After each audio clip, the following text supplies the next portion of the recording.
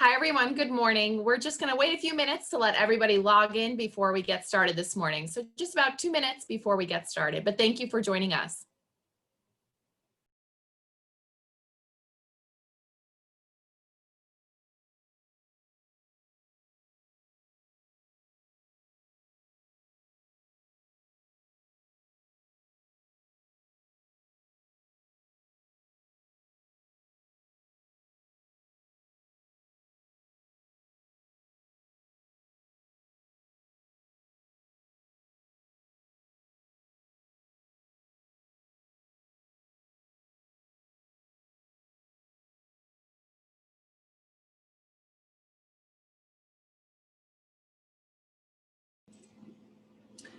All right, excellent.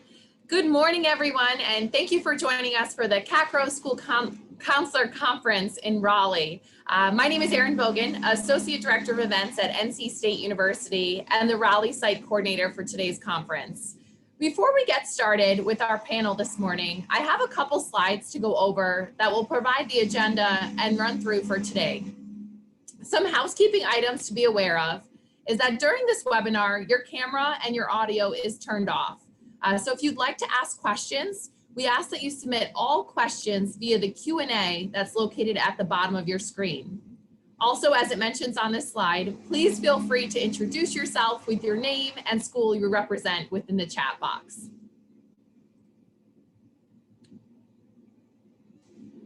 A brief overview of today's schedule is we're currently in our agency panel, where we have representatives from various agencies and college admissions offices that will introduce themselves shortly and go through this pre-submitted questions, as well as answer your questions live from that Q&A that's located at the bottom of your screen.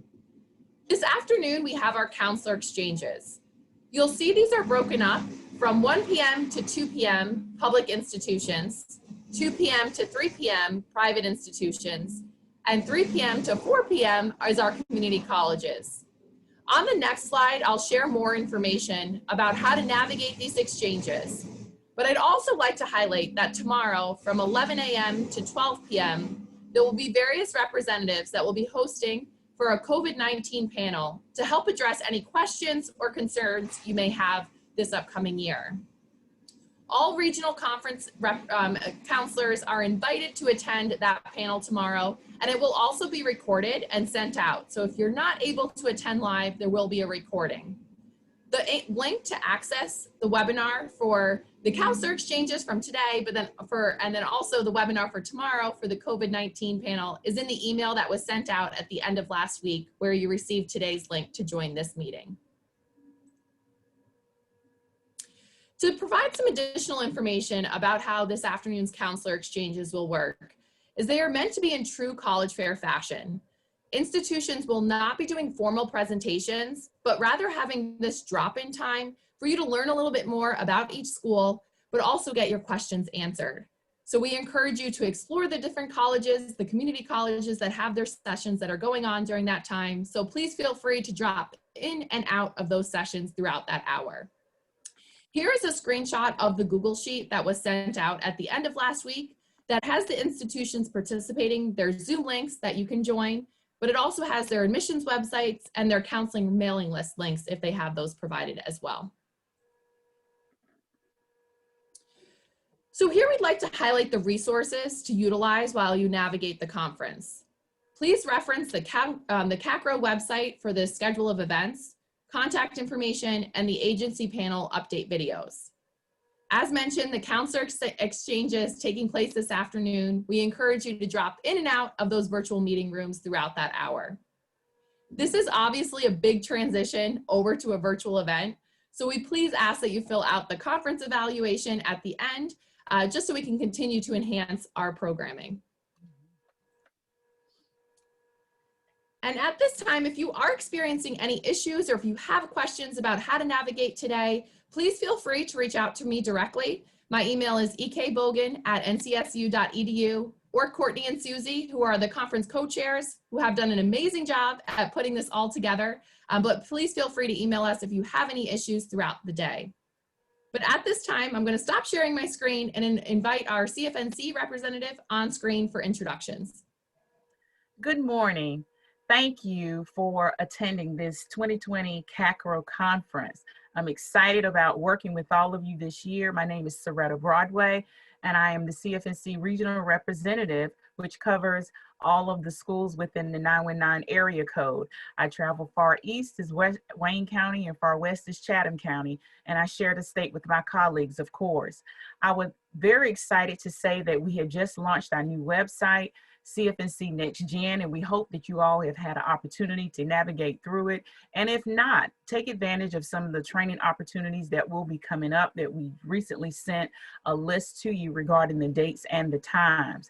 I want to also make sure that you are aware we're still here virtually to assist you with financial aid workshops, residency determination service, sessions or what have you. Also, we're able to assist you with Spanish services. We have 2 Spanish liaisons that cover the state of North Carolina, Dr. Juanes Ramirez, and we also have Juana Hernandez. I am really doing well with those names this morning, but they are available to assist you across the state. We also are upon our countdown to college month, October, where we're going to have a full month of activities that are going to be taking place. We're going to have webinars going on throughout the week. We're also going to have panelists from various colleges and universities from every sector to provide updates regarding admissions and their process. Also, we're going to have different workshops that will be taking place during the day as well as the evening, because we want to make sure these workshops are available for our parents to participate in as well. But again, remember to go to Next Gen for our next generation, cfnc.org. And if you want to contact us via telephone, 1-866-866-2362. I'm now going to turn this over for our panelists to introduce themselves. Again, enjoy your Fall 2020 Fall Conference.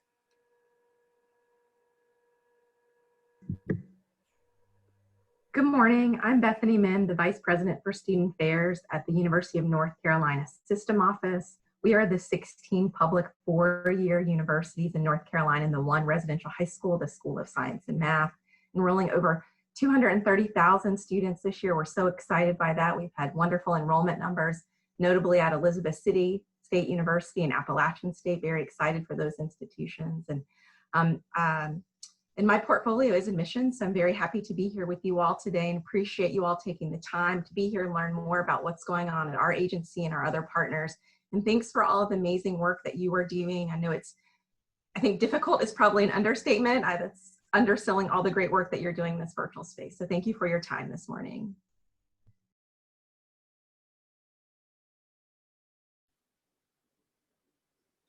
Good morning. On behalf of the North Carolina Community College System, I am J.J. Evans. I serve as the Associate Director of Student Life. In my role, I basically encompass all things outside of the classroom, and we want to say thank you again for all the work that you're doing. North Carolina is home to the 3rd largest community college system in the nation, with 58 institutions and just over 700,000 students yearly. And we continue to serve the citizens of North Carolina to the best of our ability.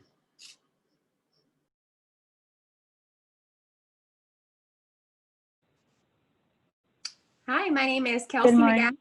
I am a senior admissions counselor at Campbell University.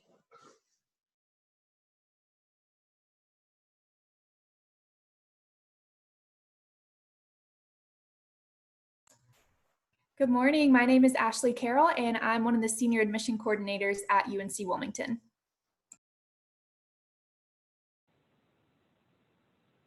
Good morning. My name is Shayla, and I am one of the representatives here for NCICU.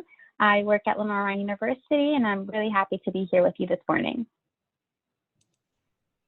Good morning, everyone. My name is Kimberly Romero. I am the Assistant Director of Diversity Recruitment here at Elon University, as well as the admissions counselor for the eastern half of North Carolina, so everything Greensboro to the coast.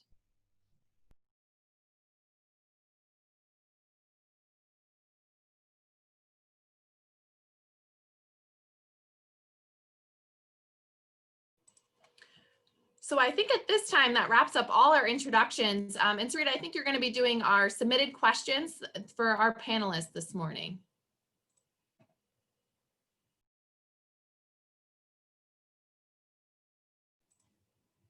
And I think you're still muted. I'm sorry. Thank you. Thank you so much. You just got to love this virtual world. If a parent has just enrolled into college and has an RDS number, can they link the number with their senior who is applying?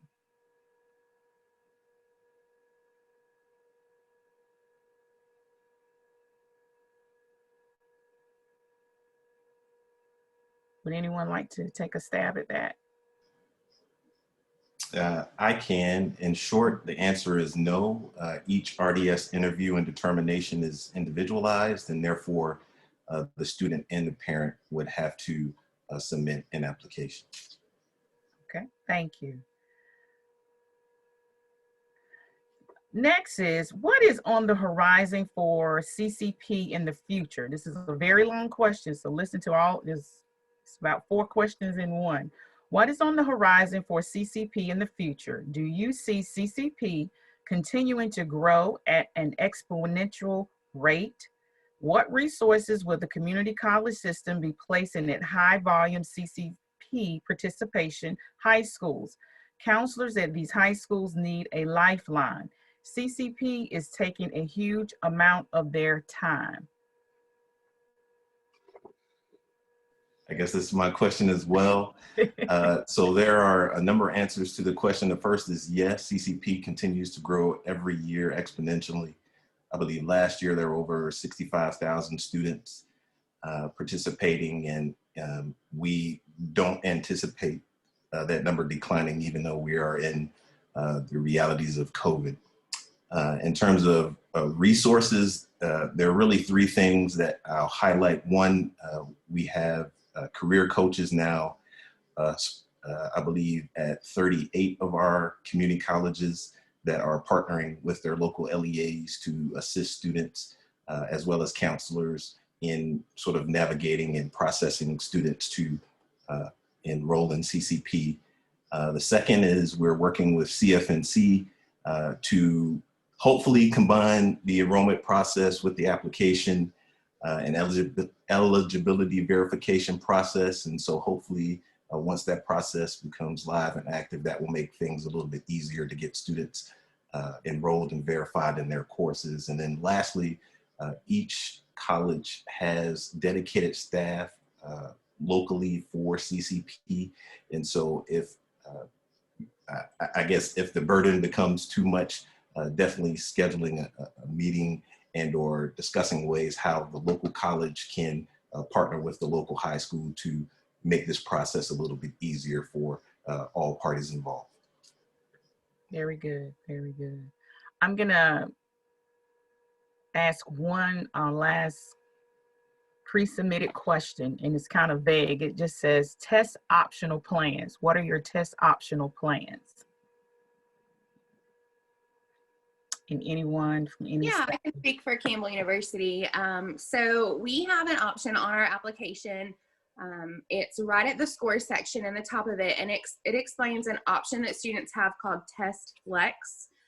With that, they can have us submit, have them submit everything for their application, their transcript, all of that information, and decide to not submit their test scores. So we will review everything without the test scores for admission and scholarship purposes.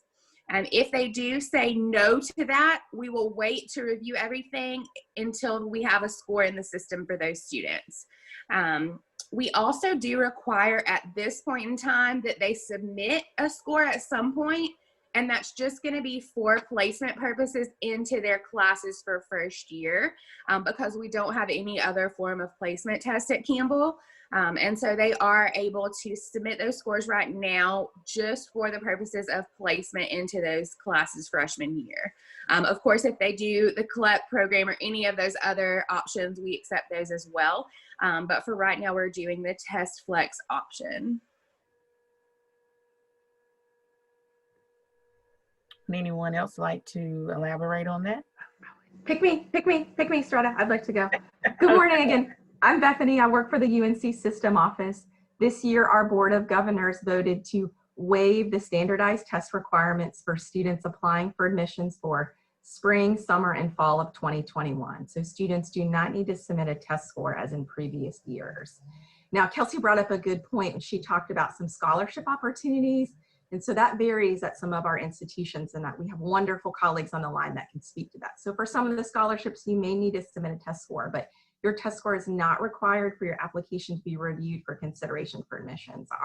Our board realized that with COVID-19, thousands of testing sites were canceled. Many students were getting stressed out about how do I get the test score? We don't want to add to that. And so being very mindful of everything else that's going on in the student's life. So for spring, fall, and summer of 2021, you do not need a test score to apply to any of our 16 public four-year universities.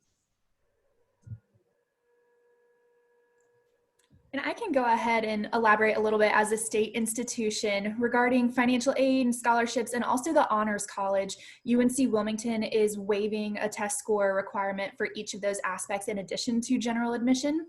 And I don't want to get too ahead of myself and go into the live questions, but I did see one pop up asking about, will students who submit a test score be looked at more favorably than those who do not? The short answer is no. So test scores at state institutions are completely optional. I would like to compare it kind of to a letter of recommendation. So if a student submits a letter of recommendation, we will read it and we will use that to enhance their application. It can only help them, and that is the same case for test scores as well. And even in our reading training for this year, we just finished our reading training for applications, and our assistant director encouraged us to literally put our hand over the test score, read everything else on the application, come up with a decision, and then uncover the test score. So then we'll use it if we wanted to deny them, that test score could bump them into a defer, or if we wanted to defer them, it could bump them into an admit, but it cannot hurt them. So we cannot use a test score to move them from an admit to a defer or a defer to a deny. So short answer, no, students will not be looked at more favorably if they submit a test score. We are completely optional, and we will not hold it against them if they choose not to submit a score. Okay. I'm now going to turn this over to the site coordinator to go over some of the Q&A live that have been sent in. Absolutely, of course. So if you do have any questions, please include them in the Q&A, and we will of course present them live to our panelists. But to get started, since we're kind of on this whole test optional policy as well, one of the questions that came up on another panel was, how will the lack of ACTs or SAT scores be viewed by admissions counselors in regards to scholarship program eligibility and selection? Kelsey, would you like to answer that first for us? Yeah, definitely. So whenever it comes to testing, one thing that I kind of want to go into before I hit that topic, we are actually a residual test site at Campbell University. So we have partnered with ACT. We don't have anything with SAT, unfortunately, but with ACT, you can actually call our admissions office and make an appointment for your students. And since this is the Raleigh area, you know, your students are not necessarily super far, but they can partner that with a campus visit. It is done in our office during regular office hours, so there's not a charge above and beyond what it would cost for them to regularly take the ACT. If they do have fee waivers and things like that, we're definitely willing to work with everyone on that. But they are able to come in, take that ACT at Campbell. The score is only able to be used at Campbell. So it is not able to be used anywhere else. So that's one thing that's a really great option. As far as scholarships go for those students who, you know, maybe they were going to take a second one, they were intending on taking that second one to see if they could super score higher. They're taking advantage of those opportunities to do that residual ACT test at Campbell. As far as other scholarship opportunities for students who do not submit that test score, it's similar to what Ashley said with the UNC system and what they're doing at UNCW. It's only going to help those students. It's not necessarily going to hurt them for anything if they don't provide those standardized test scores. So if they have, you know, testing anxiety and they've already taken it and they just don't want to submit that score, they have a strong GPA, that's fine. we would encourage them not to submit that if they were to ask. You know, if they've already taken it and they've done well, great. But I think the focus is on those students who have not taken one. Or on the other hand, you know, if they took one in junior year and they feel like they've come a long way, those types of situations where they've been able to learn more that's on that test, we definitely encourage them to take advantage of that ACT residual option that we offer.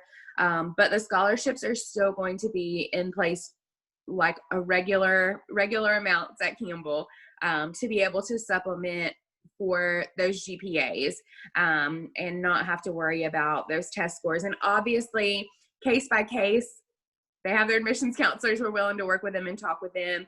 Same thing with you guys out there as high school counselors. You know, we're able to have those conversations about an individual student, just like we would in the past, to talk about what their options look like and what we would recommend. So don't hesitate to reach out about any of those things. Excellent. Perfect. Thank you for that explanation. Absolutely.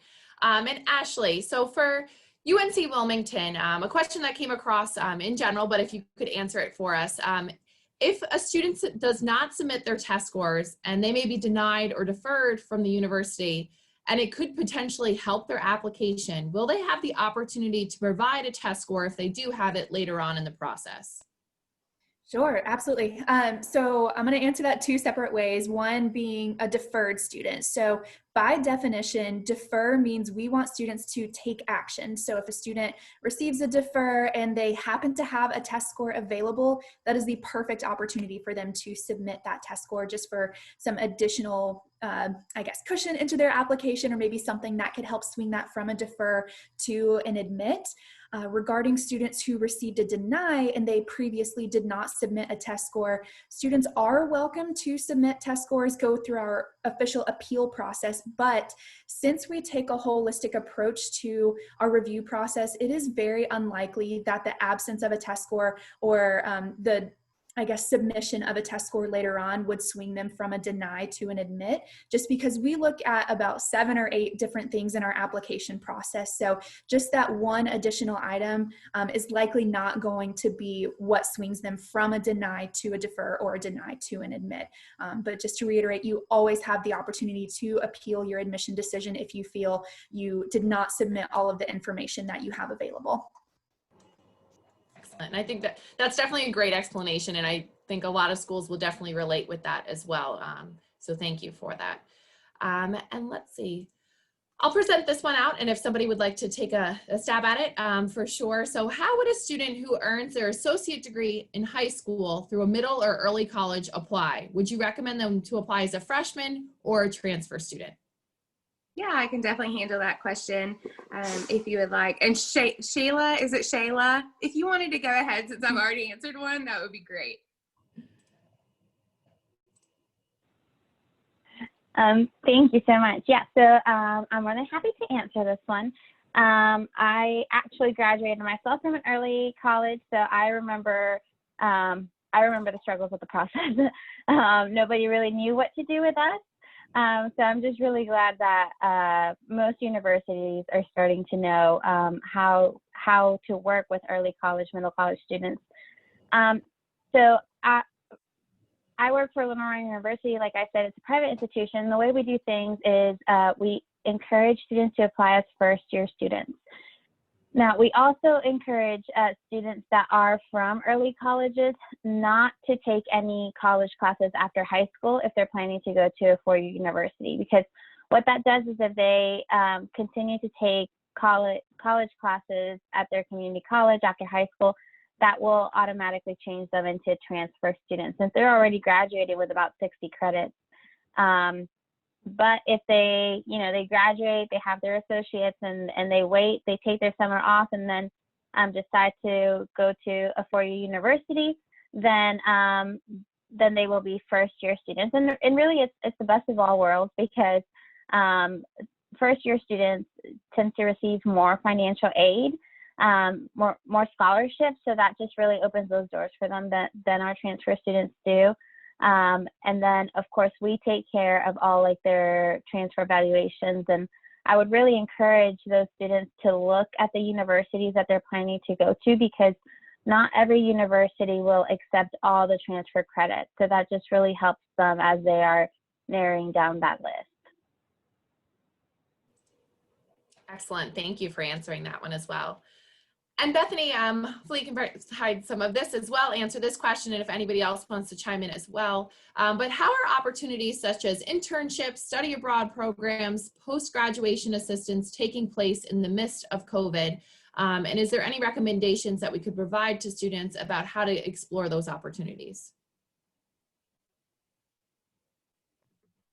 Sure, thank you. I'd actually prefer one of my campus colleagues to talk because it's more towards campus. I will say, obviously, study abroad was canceled this fall for a variety of reasons for health and safety. We're hoping to be able to pick that back up, but I know many campuses have become very creative in the virtual space, and students are still conducting internships, all these wonderful things. So if one of my colleagues could answer, that would be great.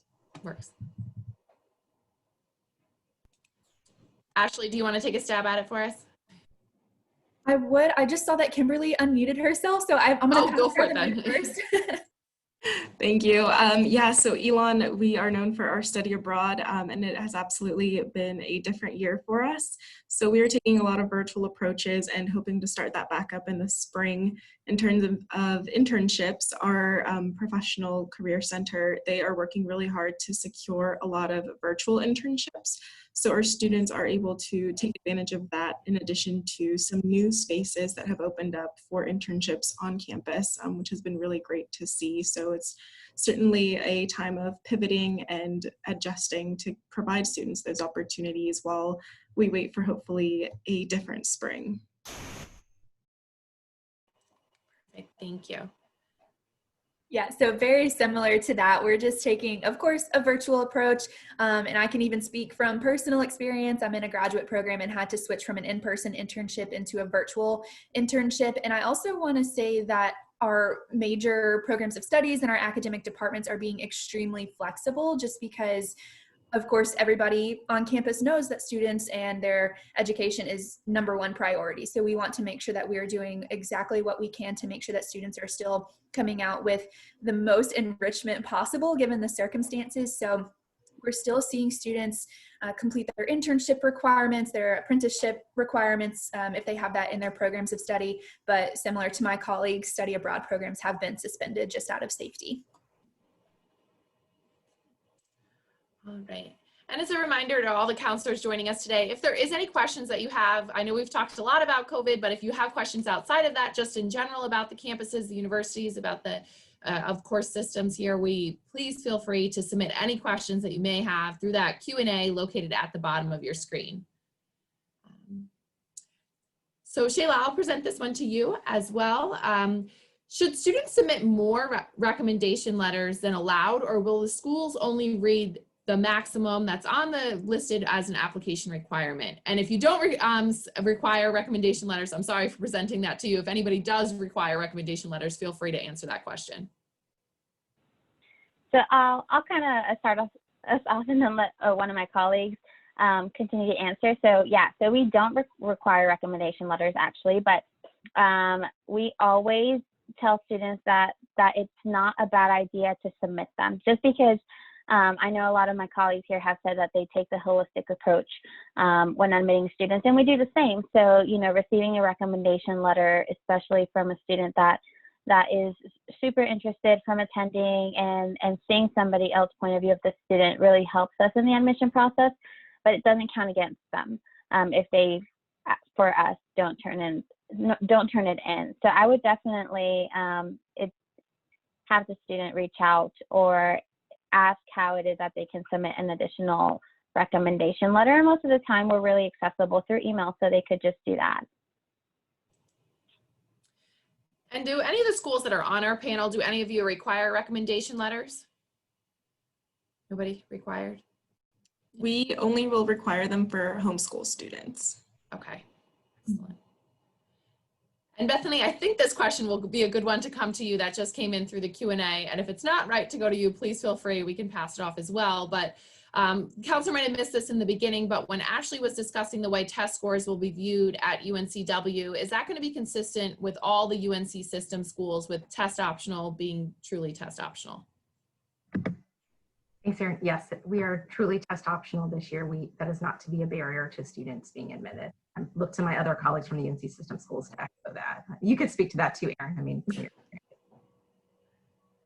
well, I will definitely say for NC State, we are 100% test optional on our campus for our students. So in even our most competitive programs, we are not expecting to see a test score when we're reviewing students' applications. If a test score is included in their application, we will use it to review the student, but in no way are we expecting to see a test score. We don't want students to feel like they have to submit a score, they have to, drive to go find a testing agency to be able to take that exam right now. We really want them to understand that we are test optional. Students will not be disadvantaged in any way if they do not have a test score on file. Speaking for NC State, but I'm positive that's pretty consistent against with all schools right now. We wouldn't go test optional if we didn't mean we're test optional. Let's see if there's other questions coming in.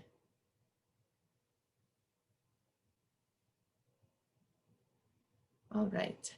So with our representatives that we have from our colleges and our institutions here, would you mind just giving some updates if you have any updates or new programs or anything on your campus that you would like to share with counselors when they are speaking with students? And to start off, Kimberly, do you mind kicking us off with that? Yeah, absolutely. So some of the bigger changes this year, Elon is test optional as well. Also applies to our scholarship programs. Those will move to be merit-based on GPA. We are proud to announce a nursing program that will start enrolling in the fall. So we will have the ABSN and BSN, so the accelerated pathway as well for that. And we are also going to be joining Free College Application Week this year. So I encourage all students to apply during that time as well to Elon, where we will waive that $60 fee. And this year for our admission, I encourage counselors to encourage their students to connect with the admission counselor at the university.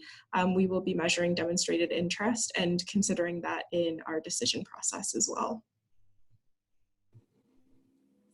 And Kelsey? Congrats on your nursing, Elon. That's awesome. So one of the new things that we're really excited about this year, we actually have a new VP for enrollment management, which is a newly created position at our institution. And he has brought a wealth of information and ideas with 33 years in higher ed, just coming from Belmont in Nashville. And one of the new things that we're going to offer is an institutional need-based scholarship. We have never done anything within the school that has been need-based. It's only been merit and academic based. So we're really excited to offer that to students who have that financial need. That's something that I'm really excited that we're going to offer. Just as a reminder, Campbell's application is always free. We are part of CFNC Week, but the application is always free. One of our new tracks that I'm excited about as well is a law enforcement track. So we've always had a really strong homeland security program, cybersecurity, those types of things, but law enforcement is a new concentration that we are going to offer. And I think that it's going to be something that students are going to be able to really apply within criminal justice and those types of things, because that will be their major, and then their concentration will be law enforcement. Other than that, those are pretty much our new tracks. Engineering, as far as our accreditation for engineering, they have kind of postponed that. The accreditation agency has postponed that. So even though the students who have been out and graduated already, obviously they'll still be grandfathered in under that accreditation, but it is pending for another year. Excellent. Thank you for that update. And Shayla? Yeah, so first of all, our top majors on campus include anything among education, nursing. Our health sciences are really strong. Music is super popular on campus too. And all of those majors have really, really great internship opportunities. We have, like, for example, like our nursing school has a 100% job placement rate as well. And all of our students find jobs within 6 months of graduating. So that's what we really pride ourselves. We really pride ourselves in our 11 years of increased enrollment. So 11 straight years of increased enrollment. And you don't see that a lot among private institutions. So it's something that we're really proud of. And even with that, we continue to have the small class sizes. And our average was, or our ratio was 13-1, and we've officially gone down to 12-1, which doesn't sound like a big difference, but it is when, you know, your enrollment is increasing. So I did see a comment in the chat that said, you know, requiring test scores for a scholarship is not equitable, and I completely understand that. I'm really happy that, like, at LR, like all of my colleagues have said, being test optional means we are test optional, and we're not going to hold that against you if you don't turn those in.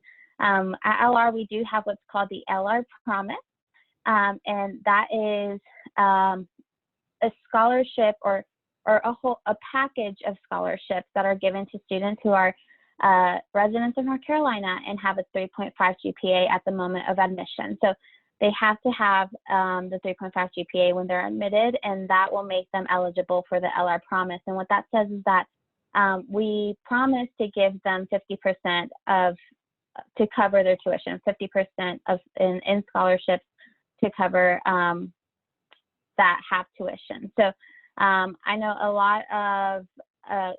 lot of students and counselors usually have questions about that and don't understand exactly what the LR Promise is, but that includes any LR institution, and we also account their FAFSA. So let's say, you know, as we all know, FAFSA doesn't always cover or doesn't cover, you know, everything that they have to pay. Then LR will add on whatever it is they need to cover that 50%. I'll be really honest, most of our students get more than that. So it's never been something that our students have had to ask us to receive. And once again, something we're really, really, really happy to be able to give to our students. Excellent, thank you. And Ashley? Yeah, so we have a lot of exciting changes happening at UNC Wilmington, and many of them are related to the healthcare field. Recently, as in a couple months ago, we opened Veterans Hall, which is a 145,000 square foot building that our College of Health and Human Services, our College of Arts and Sciences, and our Military Affairs Office have all collaborated together. So this will be a primary home of our healthcare fields or majors, but we also hope to expand our College of Health and Human Services to also include additional majors such as healthcare administration and analytics, speech language pathology, maybe a PA program. And we also have just received approval to start a respiratory therapy program next fall, so fall of 2021. And we are seeing that there is a huge market for that occupation field, of course, because of COVID-19, and we are seeing, sorry, my dog is moving. We are seeing a lot of excitement surrounding the public health field as well. So we're seeing a lot of excitement related to these healthcare fields. So if students are interested in that at all, or even, of course, nursing is one of our primary focuses, we're really excited to see some more changes, some very positive changes at UNC Wilmington. Excellent, perfect. And JJ, do you have some updates too that you'd like to share with the community colleges? Yes, ma'am. I'll share just one major announcement, we'll say. Over the next few months, you'll be hearing more news regarding our new teacher preparation college transfer pathway program.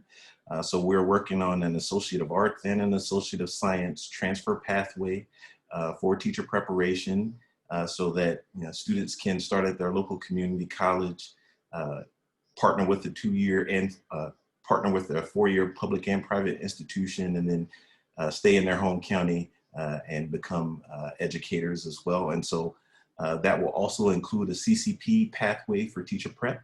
And so hopefully all of those things will be approved sometime this spring, and if not, or sometime this fall, and if not, early spring. And there's just a question in the chat I'll also touch on regarding our many community colleges and their local partnerships with four-year institutions, both public and private, for transfer pathway programs. Those continue to rise every year with our, our four-year public partners. Our private institutions also participate in some programs, but usually those are locally housed or locally based. And so they may be program specific, but yes, we are always excited when we can create seamless transfer pathways for students. Perfect. All right, and we do have some more submitted questions in here as well, but Sarita, is there any updates that you would like to provide, in Bethany as well? Just want to make sure that I'm giving you the time too, if there's anything you'd like to share. Oh, Sarita, you're muted right now. Okay.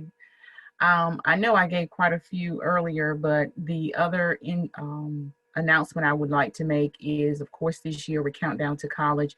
It's going to be actually our college application weeks this year is going to be October the 19th through the 30th. In years past, it was just 1 year, but this year we're going to host it for 2 weeks. And as of last week, we had 31 private institutions and 8 UNC system schools that were actually participating in our college application week. And we're hoping that some more will join us before those weeks actually come upon us. But we're very, very excited about that partnership.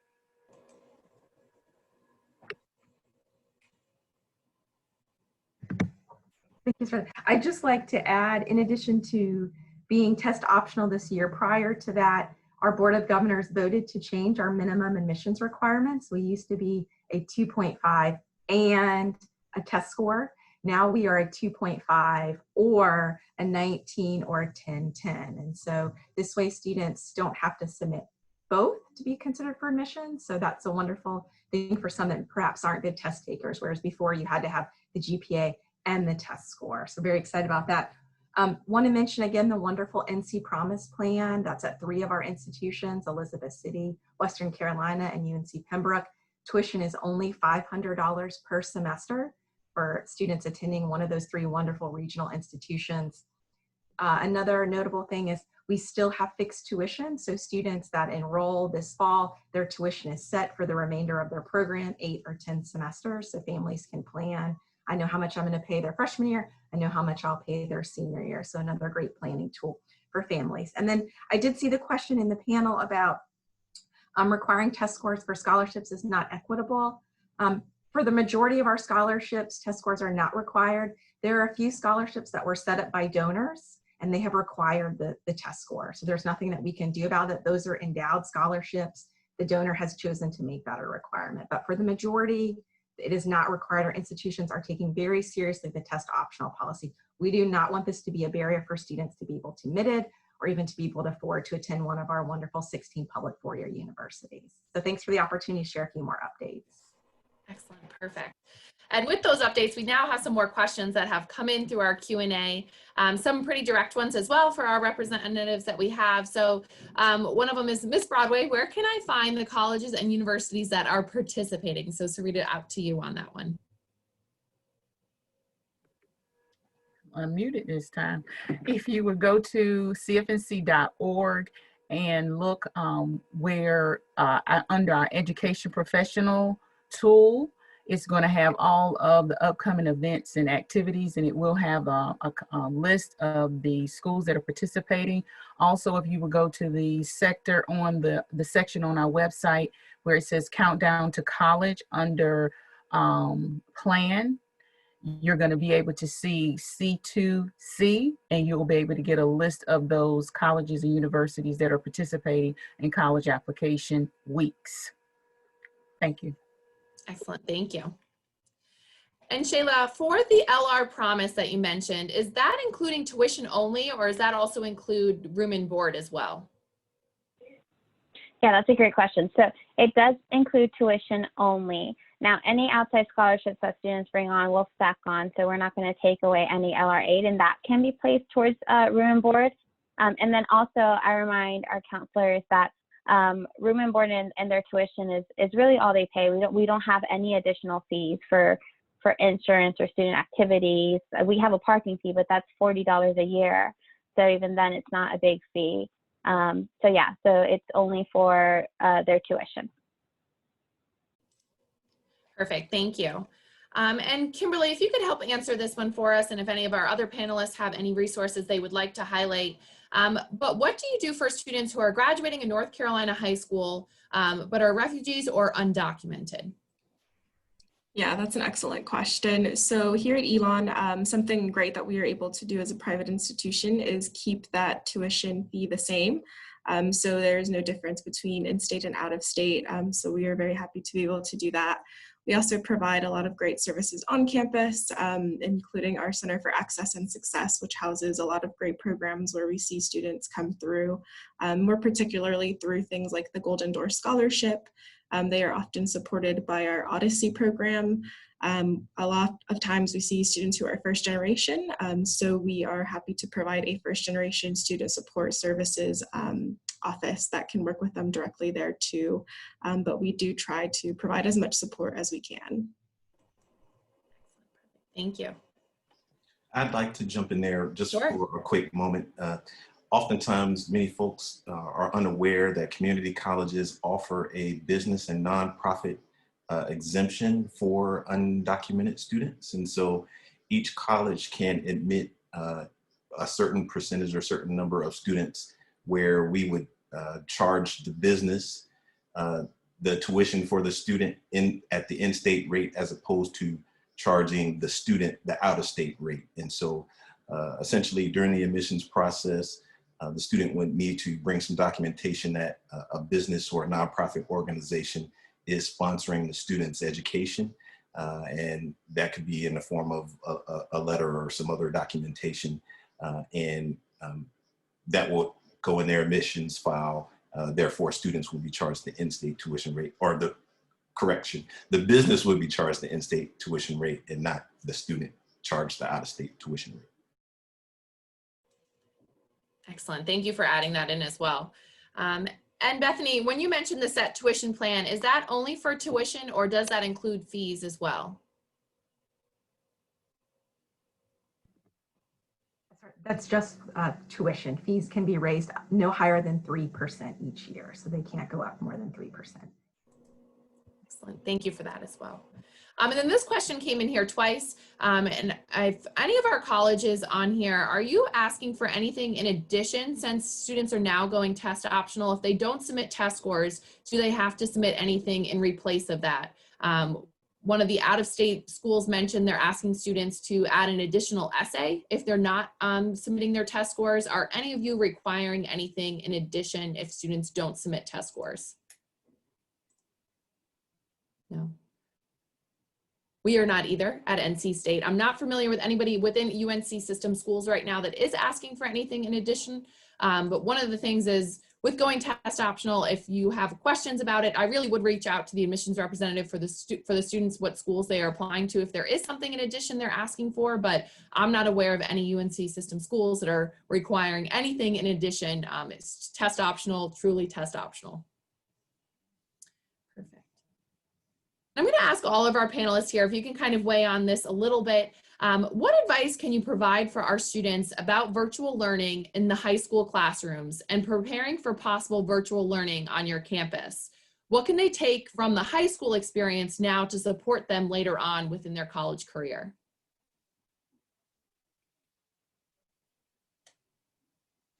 I would be happy to start for that one. So one of the cool things about how we're able to do things at Campbell, because like some of the other privates in the state, we are a little bit smaller and our student to teacher ratio, it's smaller. Basically, there are a lot of upperclassmen that their classes are already small enough to social distance. And so they're kind of doing a flexible program where if it would be a larger class, maybe a first year class that has 40 students or something like that, they are able to take that classroom and do kind of like a half the students are there in person that day, half are online, and then the next day it's opposite. So I would say whenever students are concerned about virtual learning and that transition into college, I would say that if that's something that's really, really important to them, that they ask their admissions counselor that, just like they would if they could have a car on campus, or what food we offer. How are we taking those things into consideration? What opportunities are there specifically for that student at that institution? Obviously, it's not a guarantee, as things could change, right? But for now, we are offering a model to where there are no classes that are completely online whatsoever. So they are able to be in the classroom a really good amount. So just one thing to keep in mind, that once again, just reach out to that admissions counselor for those students who are specifically concerned about their success because of the virtual learning. Excellent. Does anybody else have anything they'd like to add about advice that they could give students right now with the virtual learning?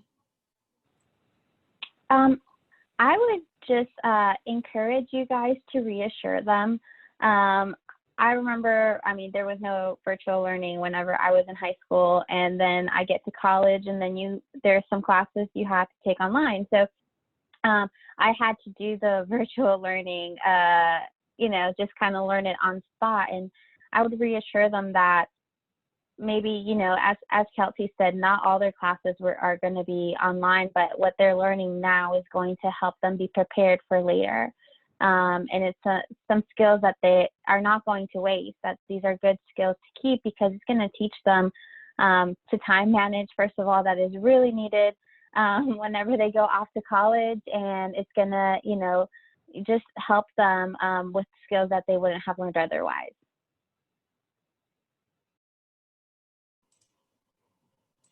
Excellent. That's a great point there for sure.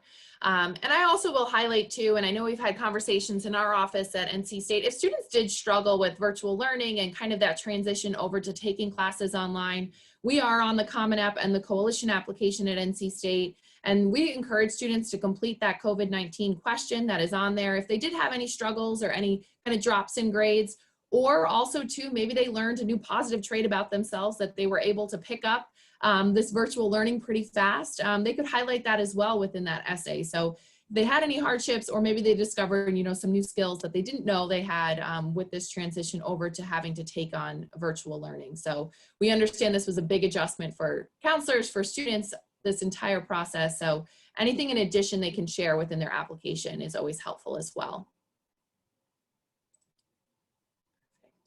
And JJ, I see you answered the question in the chat there, so thank you for that. We'll hold out a few minutes here to see if there's any more additional questions that come across. And while we're waiting for a question, can I put in another plug for Countdown to College? Absolutely. I would just like to ask the high school counselors, if you haven't registered to be one of our sites, please go on the CFNC website. We are down with the number of registrants compared to last year, almost 25%. And we know, even though your students aren't physically there, we've created a whole month of virtual activities.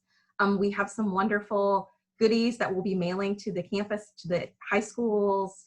We've got some great masks that say I applied, or Countdown to College, that we'll send you. We have some posters. And so if you all haven't registered to be a site, please go on the CFNC website and apply. But we are down about 25%, and that's concerning to us, and we'd like to see those numbers get back up, considering we're only about a week and a half out to Countdown to College. Thank you for sharing that. Absolutely. Well, at this time, it does look like that's all the questions that have come across. I'd just like to really highlight our counselor exchange programs that we have going on this afternoon. Those Zoom links are included in that Google Sheet that was sent over in the email at the end of last week. So please feel free, jump in and out, be able to connect with the representatives throughout the afternoon. And then definitely, I know there was a lot of questions about COVID, and we do have the panel tomorrow from 11 to 12. Which was also included in that email, the access link to be able to join in for that. If you cannot attend live, no worries, the recording will be sent out as well. But thank you to all of our panelists for joining this morning, for sharing your information. Thank you, Courtney and Susie, for putting together our CACRAO conference and making it an excellent virtual program. But really appreciate all your time this morning. And if there's anything that we can do for you, obviously reach out to us. We're all in this together. But thank you so much, and enjoy the rest of your afternoon. Bye, everyone.